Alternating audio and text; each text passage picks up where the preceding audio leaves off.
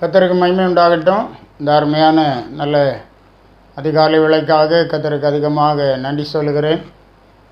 ஒவ்வொரு நாளும் நம்மோடு இருந்து நம்மை பலப்படுத்தி நம்மை பாதுகாத்து நமக்காக யுத்தம் பண்ணி நமக்காக ஜெயக்கொடி ஏற்றுகிறவர் நம்முடைய தேவனாகிய கர்த்தர்.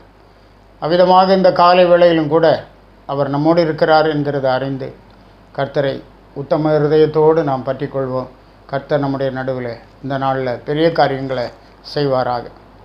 நம்முடைய சிந்தனைக்காக புலம்பல் புத்தகம் 3ஆம் அதிகாரம் 22, 23 வசனங்கள். நாம் நிர்மூலமாகாதிருக்கிறது கர்த்தருடைய கிருபையே, அவருடைய இரக்கங்களுக்கு முடிவில்லை. அவைகள் காலைதோறும் புதியவைகள், உமது உண்மை பெரிதாயிருக்கிறது. கர்த்தருடைய கிருபைகள் காலைதோறும் புதியவைகள், கர்த்தருடைய இரக்கங்கள் முடிவில்லாதவைகள். அவர் கிருபையினாலும் இரக்கங்களினாலும் நம்மை முடிசூட்டி வைத்திருக்கிறார். ஆகவே நாம் நிர்மூலமாகாதிருக்கிறது கர்த்தருடைய கிருபையே என்று பார்க்கிறோம். சாத்தான் தேவ ஜனங்களை நிர்மூலமாக்கும்படி முயற்சிக்கிறான். தன்னுடைய முழு பலத்தையும் அவர்களுக்கு விரோதமாய் பிரயோகிக்கிறான். ஆனாலும் அவருடைய கிருபையும் அவருடைய இரக்கமும் நம்மை அற்புதமாய் பாதுகாத்து நாம் நிர்மூலமாகி விடாமல் நம்மை தாங்குகிறது, நடத்துகிறது, நமக்காக ஒரு எதிர்காலத்தை உண்டு பண்ணி வைக்கிறது என்று பார்க்கிறோம். இந்த காலை நேரத்திலும் கூட இந்த வசனத்திலிருந்து நாம் பார்க்கும்போது இன்றைக்கி பாருங்கள், பயங்கரமான யுத்தங்கள், ரஷ்யா உக்ரைன் பயங்கரமான யுத்தம், காசாவில் பயங்கரமான யுத்தம், குடும்பங்கள் படுகிற பிரச்சனைகள், பாடுகள் எவ்வளோ பயங்கரம் என்று பார்க்கிறோம். இப்படி நம்மை சூழ்ந்து பற்பல விதமான காரியங்கள் இருக்கும்போது கிருபையாய் கர்த்தர் நம்மை தாங்குகிறார். நாம் நிர்மூலமாகி விடாதபடிக்கு நம்மை பாதுகாக்கிறார், நடத்துகிறார். இந்த யுத்தங்களெல்லாம் விரைவிலே நிறுத்தப்படும்படி நாம் ஆண்டவருடைய சமூகத்தில் அதிகமாக ஜெபிக்க வேண்டும்.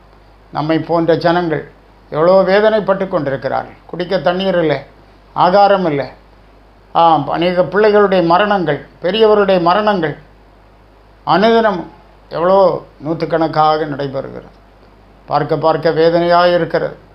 ஆனால் கர்த்தர் இறங்க செய்யும்படி, தேச தலைவர்களுக்கு வேண்டிய ஞானத்தை கர்த்தர் கொடுக்கும்படி, ஆண்டவர் யுத்தத்தை முடிவுக்கு கொண்டு வரும்படி நாம் அதிகமாக ஜெபித்து முன்னேறுகிறவர்களாக இருக்க வேண்டும்.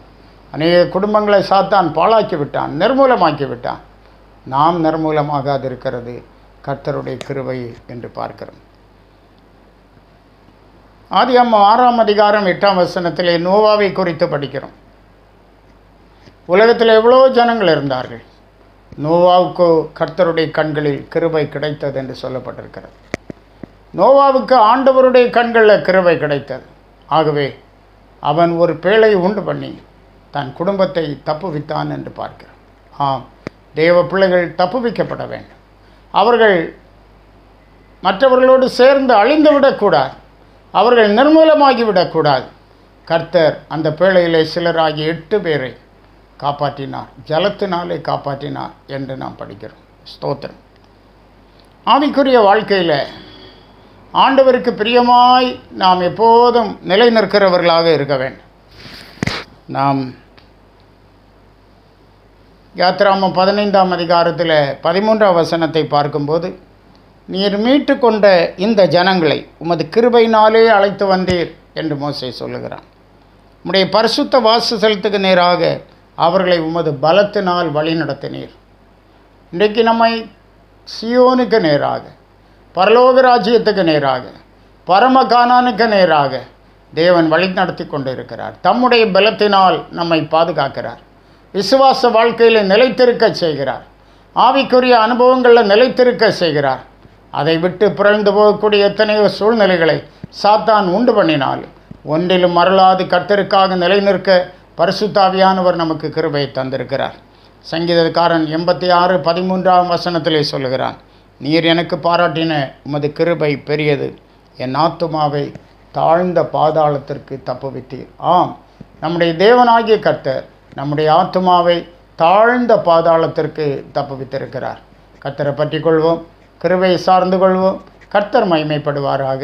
கர்த்தர் மகிமையான காரியங்களை உங்கள் ஒவ்வொருவருடைய வாழ்விலும் செய்வாராக. ஆமென். ஜெபிப்போம். மகா பரிசுத்தமான நல்ல ஆண்டவரையும் நாங்கள் ஸ்தோத்திரிக்கிறோம். அருமையான இந்த காலை நேரத்துக்காக கர்த்தருக்கு நன்றி சொல்லுகிறோம். இந்த காலையில் விசேஷித்த நன்மைகளையும் ஆசீர்வாதங்களை அருமையான தேவ பிள்ளைகள் ஒவ்வொருவருக்கும் ஆண்டவர் பரத்திலிருந்து பொழிந்தருளும்படியாக ஜெபிக்கிறோம்.